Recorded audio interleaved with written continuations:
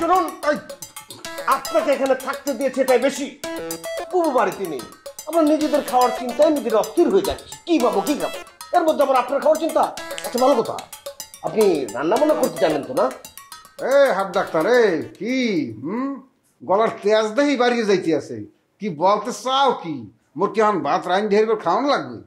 হ্যাঁ, রান্না করা লাগলেও লাগতে পারে। প্রিয়জন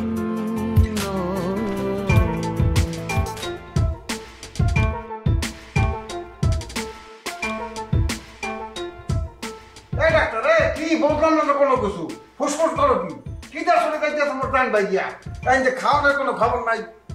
দেলবার খালামায় থাকলে কোনো 3 ফিট খাওয়াই গেলাইতে আবার জিগাইতে মনু খাওয়াই কি বার্তা বানামু কোনো ডাইল রাখমু আবার ফ্রিজের মধ্যে ৫০ মাসের পেটি আছে গাছের তাই খাবি। কোনো কিছুর কোনো খবর নাই। আইসব না ভাত আনবি কতক্ষণে? জগের মধ্যে পানি আছে এক ঢোক দিলিস এ খাওন কি আইবে কমবে করে সেই বলবো না কোনে নাকি?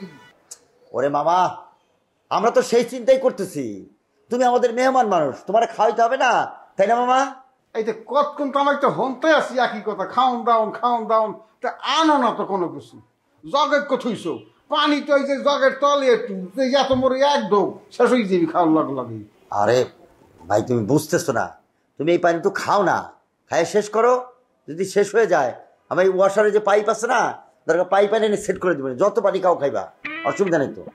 খালি পানি খামু তো পানির মধ্যে মিলেই থুইছু কি এর মধ্যে পানি খাও বলতে আছে পানি খাই মোর পেট ভরবে।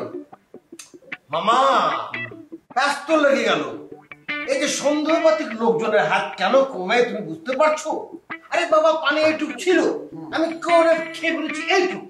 মানে দেখলে তো বোঝা যায় টলটল করছে, এর মধ্যে কোনো কিছু মেশানো নেই। তোমার পানি খাওয়ার ইচ্ছে হলে তুমি টলটল করে খেয়ে পাবো, কিন্তু পানি নিয়ে প্রশ্ন করা এটা তো খুব খারাপ কথা। সেটাই তো আমার কথা হলে, যেটা আমি বুঝতেছি না, পানি তো বাড়ির পানি। হ্যাঁ, বাপের কোনো খবর নাই, তোমরা খালি পানি করতে আছো। আরে বাবা, পানির অপর নাম জীবন। তোমাকে যখন পানি খেতে হবে তখন খেতে হবে, পানি নিয়ে কোনো কথা নেই। তোমার মন চাইলে তুমি খেয়ে বলো। হ্যাঁ, আসতে পারে ভাত পরে পানি খায় পেয়েছে। চলুন, আপনাকে এখানে থাকতে দিয়েছে এটাই বেশি।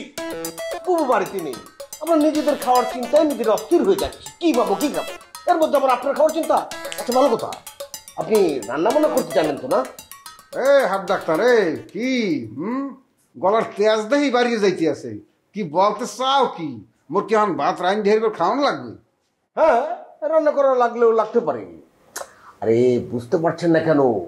প্রচুর খোঁজাখুঁজি চলছে, কোথাও কাজের মেয়ে পাওয়া যাচ্ছে না। আপনি রান্না করলে সমস্যা তো নেই, আপনি তো জমিদার ঘরের সন্তান না যে রান্না বান্না করলে আপনার মান সম্মান চলে যাবে। তাছাড়া কিছুদিনের মধ্যেই আমার চাকরি পাকাপোক্ত হয়ে যাবে। আমি ভাবছি যে কোনো মহিলা কাজের বুয়া রাখবো, ঠিক এই ধরনের একটা ছেলে পেলে ধরে রাখবো। এদের সুবিধা আছে, বাজারও করতে পারবে, রান্না বান্না করতে পারবে। রাইট? জরুয়া হাফ ডাক্তার যা তুই কি মোকে সেনো তুই মোরে মুই চিডা মুই যে বরিশালের যে কত বড় ভোল্টেজ যে মোর আছে হ্যাঁ তুই জানো। তুই খালি মোর লাগা তুই বরিশাল যাই যে মোর পিছে বিলন নিহান আটবি আর দেখবি যে মোর ভোল্টেজ কি মুই চিডাও হিনে ফালতু গুড়া গেলা জানি কোথার গো।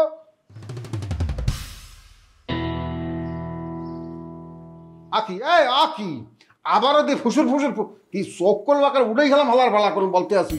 আরে বাবা, ইশারা মানে কিন্তু খারাপ কিছু না, ইশারা মানে ভালো কিছু।